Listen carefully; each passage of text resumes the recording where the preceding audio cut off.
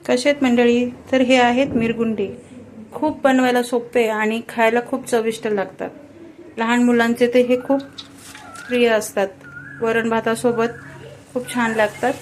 हे उडदाच्या पिठाचे बनले जातात. याला उन्हाची गरज नाही. आपण हे घरामध्येही फॅन खालीही बनवू शकतो. बघा किती छान असे हे तळले जातात आणि खायला तर खूप चविष्ट लागतात. तर याच्यासाठी आपल्याला उडदाचं पीठ लागेल. आम्ही उडदाची डाळ स्वच्छ करून ही गिरणीतून दळून आणली. ही 1 किलो उडदाची डाळ आहे आणि त्याचं पीठ आहे. हे सफेद मिरे आणि काळे मिरे आहेत. याच्यात मी सफेद मिरे आणि काळे मिरे 15-15 ग्राम घेतलेले आहे.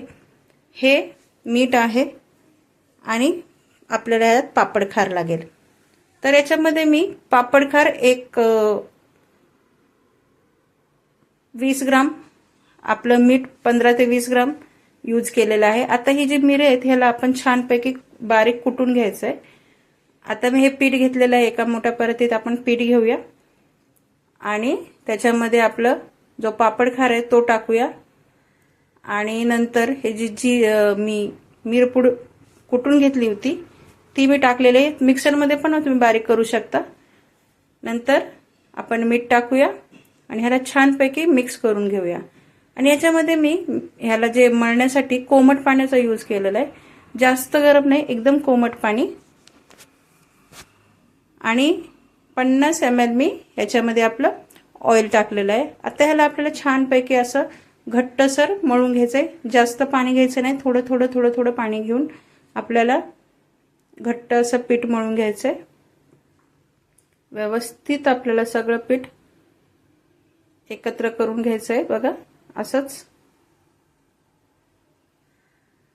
हलक्या हाताने मळूया. जास्त पण जोर लावायची गरज नाही, पण घट्ट घ्यायचे. आता आपल्याला घट्ट असे 2 गोळे करून घेऊया आपण, म्हणजे आपल्याला नंतर व्यवस्थित बनवायच्या वेळेस व्यवस्थित करायला जमेल. तर हे बऱ्यापैकी बघा छान असं मळलं गेलंय. आता हे जे ताटाला जे आहे ते संपूर्ण काढून घेऊन हे व्यवस्थित आपण सेम साईजचे 2 गोळे करून घेतले. बघा हे छानपैकी असे गोळे झालेले आहेत. छानपैकी असं घट्टच करायचं, जास्त पातळ करायचं नाही. बघा छान असं घट्ट झालेलं आहे. आता आपण हे जे दोन्ही गोळे आहेत हे प्लास्टिकच्या पिशवीमध्ये ठेवून डब्यामध्ये ठेवून देऊया. हे मी रात्री पीठ मळलेले तर आपण हे रात्रभर ठेवूया. तुम्ही 5 ते 6 घंटे सकाळी मळून सुद्धा पीठ ठेवू शकता. आता मी हे रात्रभर मुरण्यासाठी ठेवलेलं आहे. आपण हे ठेवून देऊया. आता सकाळी मी पाटा घेतलाय. पाटा चांगला क्लीन करून आपण बघा आपलं पीठ बघूया आता. तर बघा पीठ छान असं बघा मुरलेलं दिसतंय आपल्याला. आता पाट्यावर आपण ह्याला छानपैकी रुसण्याने चेचून घेऊया. तुम्ही पोळपाटावर पण चेचू शकता. रुसण्याला आपण छानपैकी ऑइल लावूया म्हणजे खाली चिपकणार नाही. आणि पाट्याला सुद्धा आता ह्याला आपण छानपैकी असं कुटून घ्यायचंय. ऍक्च्युली ह्याला कुटायची एवढी ही जरा गरज नाही, कारण आपण व्यवस्थित मळलेलं असल्यामुळे त्याला जास्त आपला घट्ट असा एकदम असं कडक होणार नाही. थोडंसं कुटायचं 10-15 मिनिटं, 5-10 मिनिटं कुठलं तरी चालेल. पोळपाटावर कुठलं तरी चालेल किंवा लादीवर आपल्या किचनच्या ओट्यावर छानपैकी असं कुठलं तरी चालेल. आता आपल्याला ह्याला व्यवस्थित मळून घेऊया आपण. बघा छान असं आपलं पीठ मळलं गेलं. आता आपल्याला ह्याला असं लांब लांब हाताने पीठ लांबवायचंय. बघा छान मळलं गेलेलं आहे मस्तपैकी. आता आपण ह्याला हाताने असं पीठ छानपैकी लांबवायचंय आणि आपण कपडे कसे पिळतो तसं आपल्याला पीठ असं पीठ पिळल्यासारखं करायचं 5 मिनिटं. म्हणजे हे छानपैकी आपले पापड म्हणजे तुटणार नाही. ज्यावेळेस आपण बनवू त्यावेळेस तुटणार नाही. हाताला थोडंसं तेल लावायचं, जास्तही तेल लावायचं नाही. आणि तेल लावून छानपैकी असं मळून घ्यायचं. बघा छानपैकी मळलेलं दिसतंय तुम्हाला. छानपैकी असं मळून घेऊन आपल्याला आता हे बघा मी तुम्हाला दाखवते 2 पिठामध्ये किती फरक आहे. आता हे पीठ आपण नंतर कुटून घेऊया. आता मी एक वुडनचं हे घेतलेलं आहे बेस आणि त्याच्यावर थोडंसं ऑइल लावून आपण आता हे जे पीठ आहे आपलं त्याच्या आपल्याला लाट्या करून घ्यायचेत.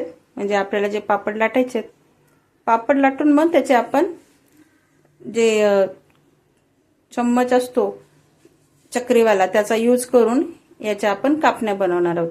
त्याला मिरगुंडे असे म्हणतात. आता छान असं हे आपल्याला लांबसं असं सिलेंडरसारखं लांबून घ्यायचंय. पुऱ्याच्या कशा आपण लाट्या बनवतो तशा आपण ह्याला लाट्या बनवायच्या आहेत. पण हे पीठ खूप चिकट असल्यामुळे आपल्याला जरा वेगळ्या प्रकारे ह्याचे लाट्या कट करावं लागतील. आता ह्याला आपण बऱ्यापैकी सेम साईजचं करून घेतलेलं आहे. त्याला राऊंड करून ठेवू आणि ह्या ज्या लाट्या आहेत हे आता आपण कट करूया. बघा हे बऱ्यापैकी सेम झालेलं दिसतंय आपल्याला. आता आपण हे चाकूने कापून दाखवते. पहिल्यांदा डब्बा घेतला, डब्याला थोडंसं तेल लावूया आणि साईडला ठेवूया. आता बघा चाकूने कापल्यानंतर शेप येतोय पण एवढा काय व्यवस्थित येत नाही. लाटी अशी चिपकली जाते. ती पण तुम्ही तसं पण करू शकता. नाही तर आपल्याकडे आणखी ट्रिक आहे, एक वेगळी ट्रिक आहे. बघा हे असं होईल, जरा चिपकल्यासारखं होईल. तर आपण ना थ्रेडचा वापर करून म्हणजे धाग्याचा वापर करून पण ह्याच्या लाट्या काढू शकतो. धागा घ्यायचा, दोन्ही साईडला घेऊन लाटीच्या खाली घ्यायचा आणि गाठ मारल्यासारखं करायचं आणि झालं लाटी कट. तुम्हाला जेवढी हवी तेवढी लाटी आपण याने धाग्याने थ्रेडने कट करू शकतो. म्हणजे चाकूसारखं ते पिचकलं पण जात नाही. बघा व्यवस्थित कट केलं जातंय. एकदम छान असं कट पण करू शकतोय. अशाच आपण लाट्या करून घेऊया सगळ्या. बघा छान अशा लाट्या झालेल्या आहेत. आता आपण अशाच सगळ्या लाट्या बनवून घेऊया. मग लाट्या झाल्या की आपण मिरगुंडे बनवायला घेऊया. तर अशाच आपण सगळ्या लाट्या बनवून घेतल्यात. बघा मी तरी तुम्हाला अजून एकदा दाखवते कसं कट करायचं आहे. बघा व्यवस्थित अशा लाट्या कट होत आहेत. असेच तुम्ही पापडसाठी पण करू शकता. ज्यावेळेस तुम्ही पापड बनवता उडदाचे त्यावेळेस पण अशाच लाट्या बनवायच्या. आता मिरगुंड्यासाठी कसे पापड गोलच यावेत असा काय नाही. थोडासा वाकडा तिकडा पापड आला तरी चालतो, पण लाट्या पण छोट्या मोठ्या झाल्या तरी चालतात. कारण आपण असे जेवढा मोठा पापड होईल तेवढा चांगला असतो. आता हे आपण लाट्या बनवून घेतलेल्या आहेत. बाकी ते छान लाट्या झालेल्या आहेत. आता मी तुम्हाला दाखवते कसं बनवायचं. ते ह्याला आपल्याला झाकून ठेवायचं नाही तर आपलं पीठ सुकेल. तर मी लाटी घेतली आहे. तर तुमच्या मनावर आहे, तुम्ही थोडंसं ऑइल लावू शकता किंवा पिठाचा पण वापर करू शकता. तर उडदाचं पीठ पहिलं काढून ठेवायचं आहे थोडं. आता मी तुम्हाला लाटून दाखवते. मस्तपैकी पापड लाटून घ्यायचं आहे. पीठ तुम्हाला हवं असेल तर पीठ लावायचं आहे. छानपैकी असं लाटलं गेलंय. आणि ह्याला जरी आपण पीठ लावलं तरी काय हे पीठ निघून जातं, काही पीठ राहत नाही, चिपकत नाही. असंही जास्त पीठ लावायचं नाही. आता हे आपल्याला छानपैकी आपण आपली जो पापड आहे तो बनवून घेतलेला आहे. बघा छान.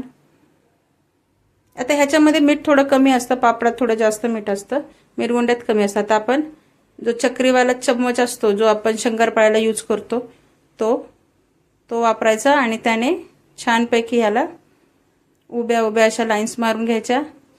आणि तुम्हाला मिरगुंडे किती मोठे हवेत त्याच्यानुसार कट करायचं आणि मधून एक कट करायचं. आता हे बघा मी बटर पेपर घेतलेला आहे खाली आणि त्याच्यावर आता हे जे कट केलेलं आहे ते डायरेक्ट असं टाकायचं. नाही तर तुम्ही तसाच पापड उचलून जरी चिपकलेला असेल पापड एकमेकाला तरी टाकलं तरी ते नंतर सुकल्यावर आपण काढू शकतो. तर हे सगळं व्यवस्थित आपण काढायचं आहे. बघा किती छान निघालेले आहेत व्यवस्थित. आणि एका दिवसात बनवून तयार होतात. हे संपूर्ण पापड आपले सुकून होतात. 2-4 घंट्यामध्ये पापड सुकून होतात हे मिरगुंडे. तर बघा छान असे बनवून झालेले आहेत. त्याला सुकवायचं आहे तुम्हाला. आता चला मी तुम्हाला दुसऱ्या पापडाच्या पण मिरगुंड्या कशा बनवायच्या ते दाखवते.